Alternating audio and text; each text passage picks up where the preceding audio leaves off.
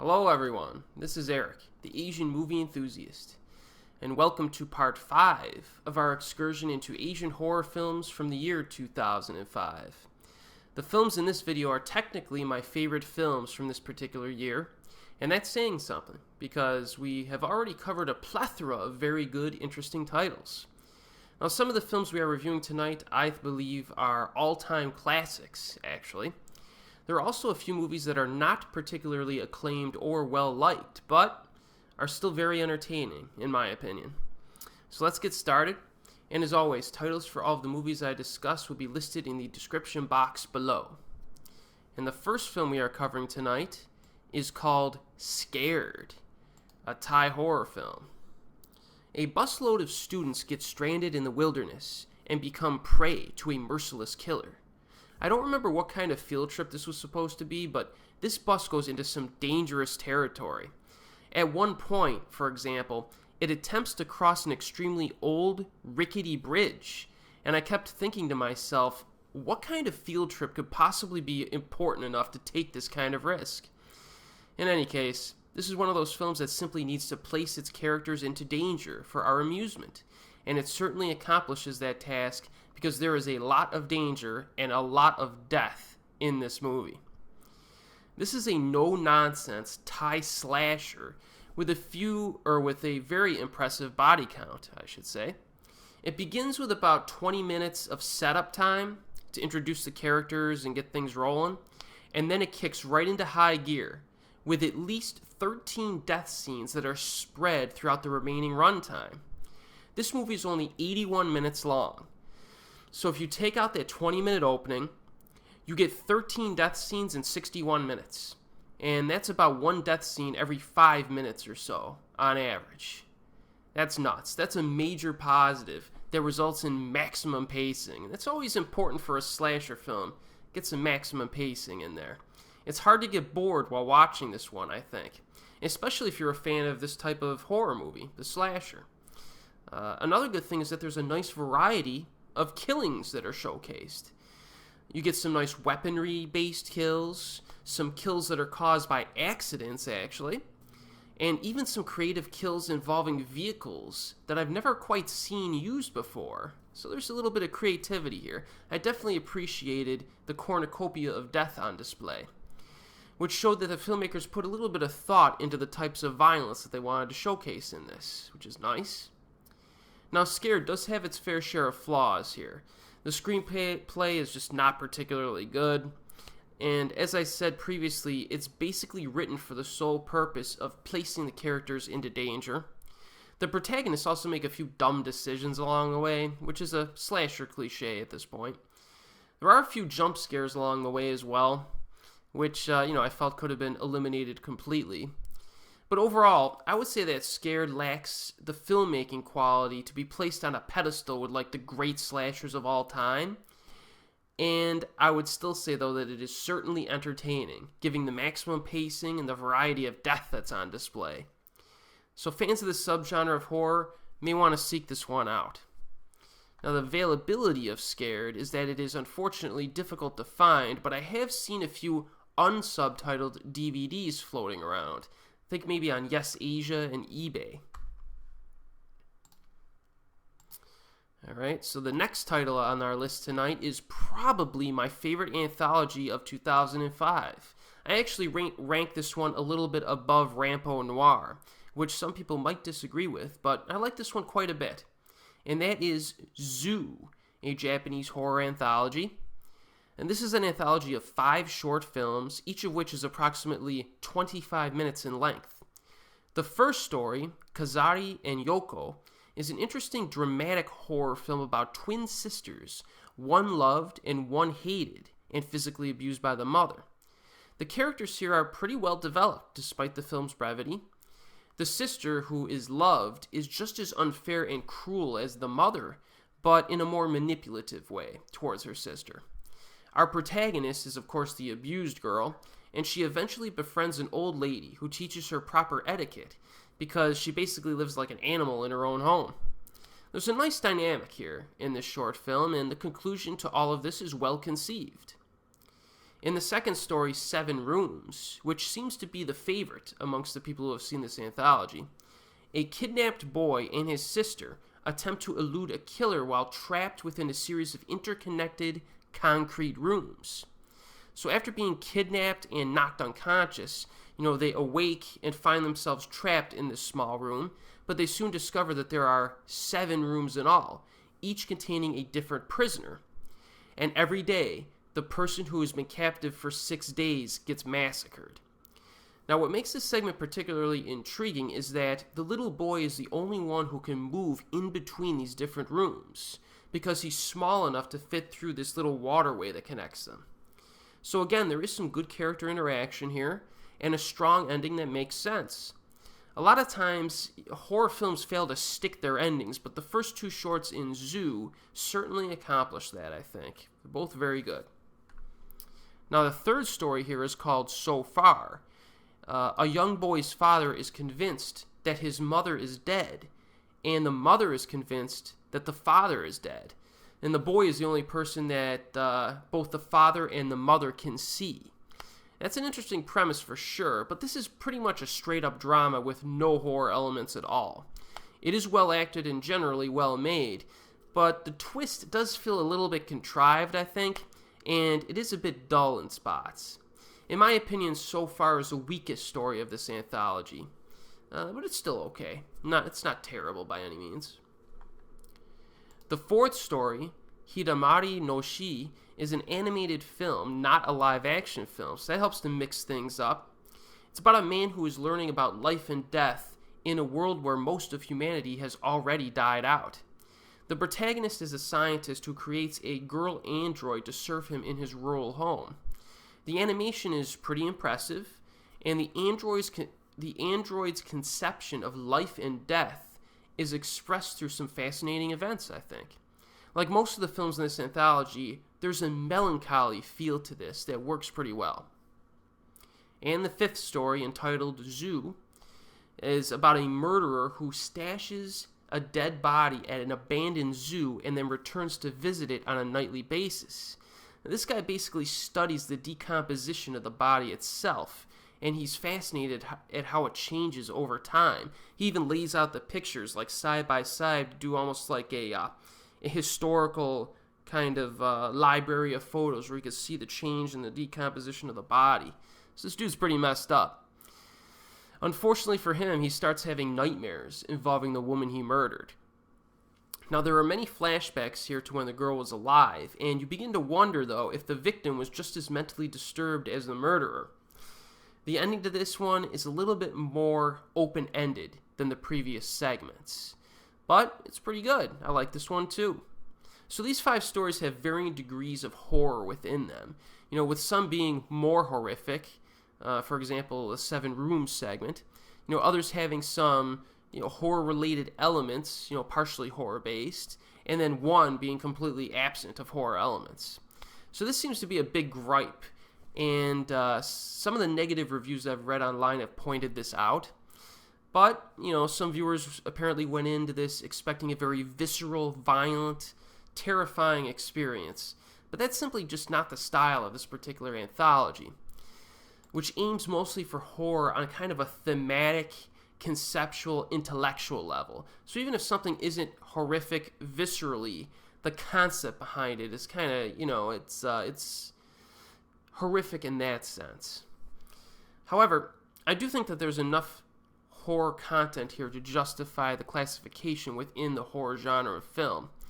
And, sometimes you don't need graphic violence or jump scares or supernatural horror to classify a film as such. So this one's a little bit different, maybe a bit lighter, I would say, in terms of the scare tactics, but if you're in the mood for something like that, give it a shot.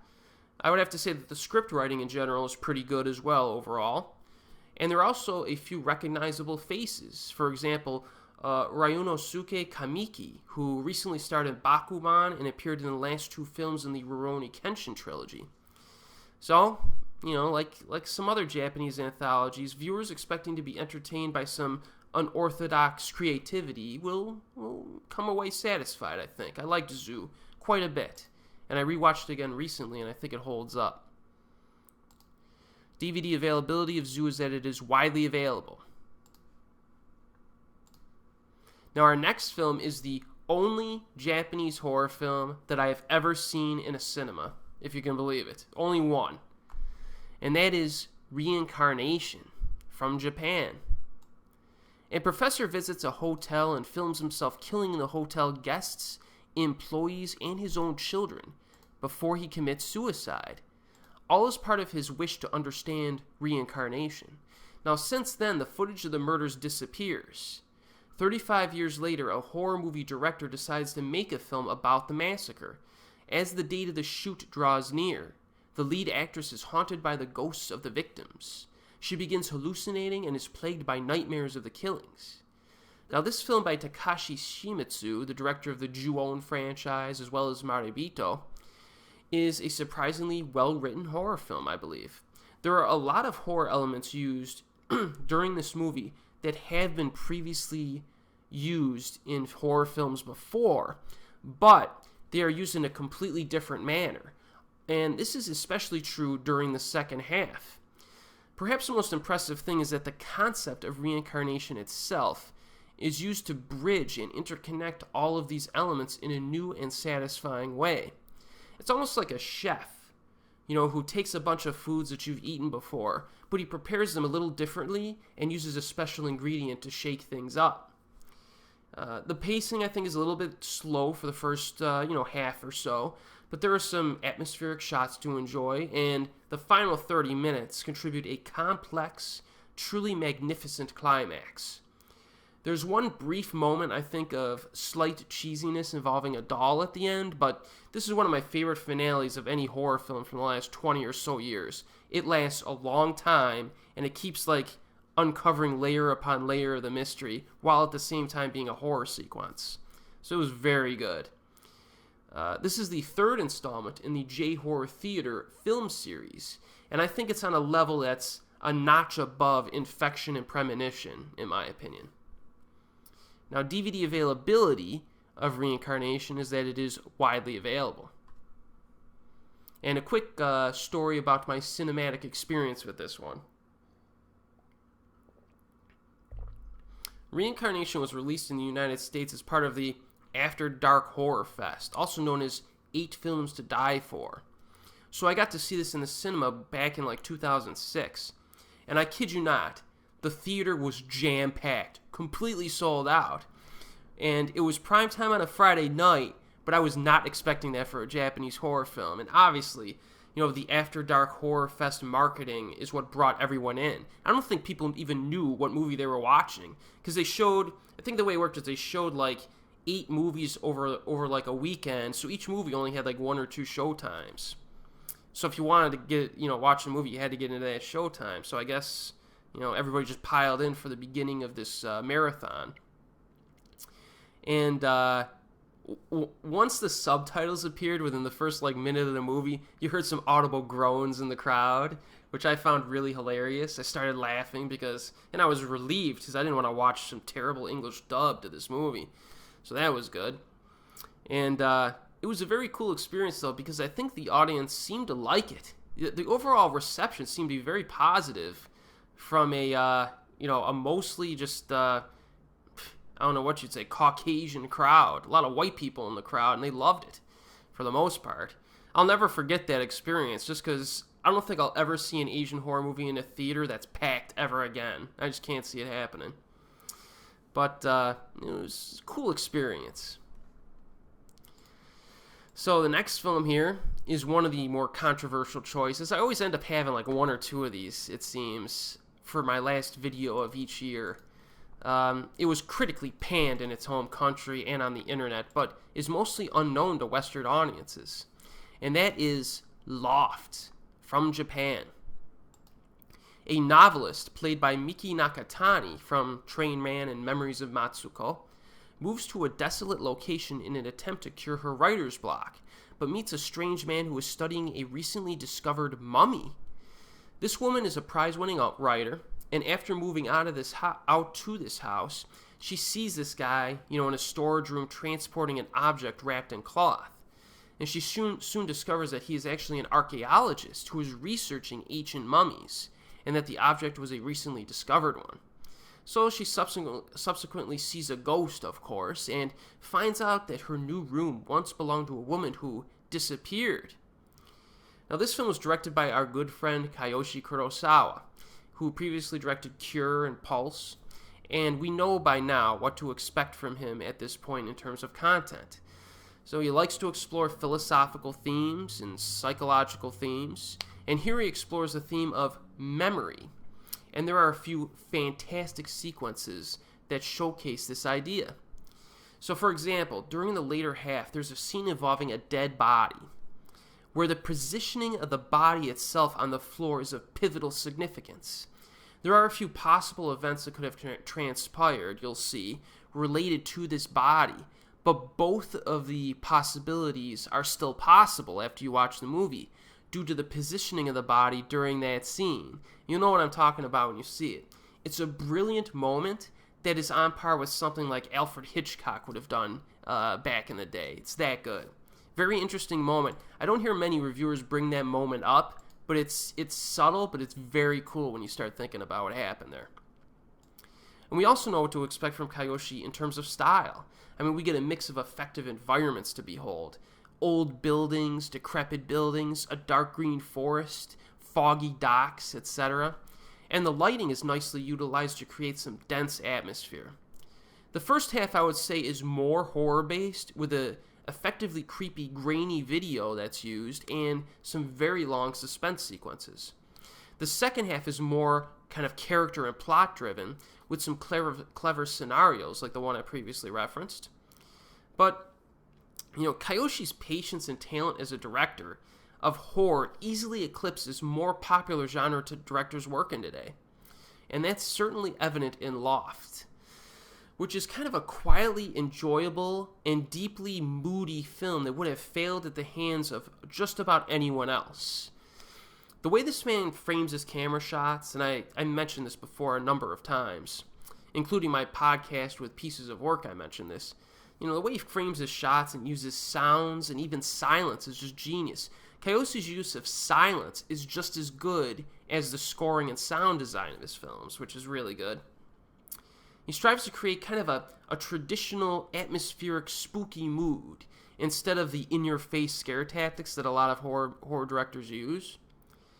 But, I will admit that there are a few moments that could be considered a bit cheesy in this one, especially one moment near the very end, which is kind of a money shot. It doesn't really work in terms of being scary, but I kind of forgive it for that because the whole film is just so interesting and engaging to watch. And there are some creepy scenes, though, so don't worry about that. It just doesn't hit on all cylinders in terms of the scare tactics. But this is a refreshingly different film. It's an underrated gem, I think, that's worth a watch for lovers of atmospheric pieces that move slower than the molasses in January, as I like to say. So DVD availability of Loft is that it is moderately available on DVD, mostly used. I see this in an unsubtitled form and also a subtitled form, so you might have to look to get the subtitled one. I have both versions, of course, in my library.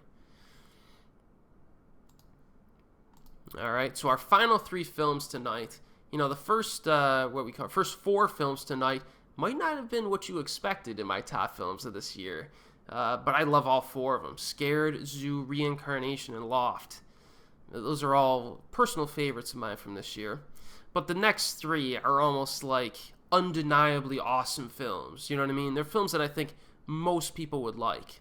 Although the next one, maybe not so much, depending on your, the guts that you have to get through it. Let's put it that way. And I'm talking about Strange Circus from Japan. A sadistic school principal sexually abuses his wife and daughter on a nightly basis. Now, this family story of incest and violence inspires a wheelchair-bound writer who sets out to write an edgy, erotic novel based on it. She is assisted by a young man who is actually on a mission to uncover the secrets behind the story. But the reality and truth behind the nightmares the novelist creates might be too much for both of them to bear. So Strange Circus is a sick, weird, and perverted film, but it is also very interesting and well written. It was directed by Sion Sono, who previously gave us Suicide Club and a number of other films recently. And his main focus here is on the sexual psychological perversion as a consequence of abuse. That's kind of the main theme here. The themes here are obviously very adult and mature, and the images that accompany them could turn some viewers off, as I was previously alluding to. But it's also an oddly beautiful experience as well. So right from the start, for example, the film throws in some really spectacular imagery and symbolism, like a bright carnival in the pitch black night, deep reddish sets, etc. But those particular visuals kind of fade away a bit after the opening 30 minutes. But don't worry, because there's plenty of psychological elements and twists to drive this film past the finish line. Now, if you've ever seen Sion Sono in a behind-the-scenes featurette or interviews, you might assume that this director is a miserable human being in real life. From the way he acts in his interviews, you might assume that he's not had a happy day in his entire life. That's the impression I get from this guy, real grumpy guy. But that's frequently an advantage in many of his films because, number one, they have a distinct edge to them, and number two, he really pushes his actors to give the best performances they can possibly give. If you don't believe me, watch the behind-the-scenes featurette for Love Exposure, and he just rails on Hikari Mitsushima. He just abuses her psychologically on set. I mean, you almost feel embarrassed for him, but he got a great performance out of her, so it works, I guess, in some cases. And, the acting in Strange Circus is expectedly excellent all around. Everybody here gives a very good performance. And, with that said, in general, do not underestimate Sono's sense of humor as well, because a handful of his movies are downright hilarious, like, Hair Extensions, Love Exposure, and Why Don't You Play in Hell. I found all those films very, very nicely comedic. But Strange Circus has virtually no humor at all in it, so don't go in expecting that side of Sono in this. It's definitely one of his downer films, so to speak. And it's arguably his best downer film, in my opinion, just because there's so much interesting content and character development to chew on in this. Very thought-provoking as well, with a disorienting mystery that keeps the viewer guessing throughout the runtime. And one thing that I will point out is that this is one of the few Japanese horror films that actually provides a very detailed explanation near the end that kind of ties up a lot of the loose ends that have been established throughout. So if you like your horror films with a bit of a neater ending and not so much of an open-ended one, it's another reason to check this one out. But again, viewer beware that there is a lot of explicit sex in this movie and a few gory moments as well. But I think that they are essential to develop the primary themes, and it makes the movie work better. It's a great film, I think, and only if you got the guts to sit through it, though. But I recommend this highly. And Strange Circus, fortunately, is widely available on DVD. Now, our final two films tonight are virtually a tie. When I was thinking of how to order them, you could put them in any order, in my opinion. Both are completely different supernatural horror films from different countries that have completely different goals in mind. You know what I mean? So it's another big piece of evidence that not all supernatural Asian horror films are all the same, because these two are very different. The first one that I'm going to cover attempts to establish layer upon layer of complexity, while the other one, the last film I'm covering tonight, attempts to scare the living crap out of you. And both are undeniably successful. And the first one I'm talking about is Whispering Corridors 4, Voice, from South Korea. After being murdered by a ghost at school one night, a girl's spirit haunts the premises, attempting to maintain the emotional connection to her best friend, while at the same time solving the mystery as to why she was killed. It is apparent that the Whispering Corridors series has attempted to take a classy, art house style of approach to horror while tapping into the theme of schoolgirl friendship. That's the big theme of this series, man. Every single film touches upon schoolgirl friendship, and every single film really has it at its core. I think most of the installments have been successful at doing this. However, in my opinion, voice is the strongest of the entire series. The two major characteristics of voice, I would say, are as follows. Number one, humanizing the ghost and making her the primary protagonist in the film. And number two, having the ghost's voice be reliant upon a sustained human connection. So the latter concept is an intriguing adaptation of what we've already seen in Japanese horror films like Ju-on, which, explain the ghost's existence as culminating from great rage at the time of death, which links them to a particular, location or series of people or whatever. It's a rage that prevents them from resting in peace. The concept of voice, however, is much like a more nuanced, unique, and multi-layered concept. It acts like a flip side of the coin where the ghost's existence is completely reliant on maintaining a positive connection to a living human being. So the rule system regarding the communication between the ghosts and the humans is very interesting here, and it's utilized well when everything comes together, especially near the end of the film. I'm about to make a statement that's pretty bold, but I do believe it's true. Voice has so much complexity in its mythos building that it actually kind of rivals A Tale of Two Sisters in terms of content level. That's a lot of content. I'm actually going to do a spoiler review of this film next year on my channel, which should be a lot of fun, and will probably be the most detailed spoiler review I'll ever do, so look out for that. There's also limited yet successful use of special effects in this film that work, and the nighttime atmosphere is also very good, using dark red lighting consistently. This is one of the most beautiful schools that you'll ever see at nighttime.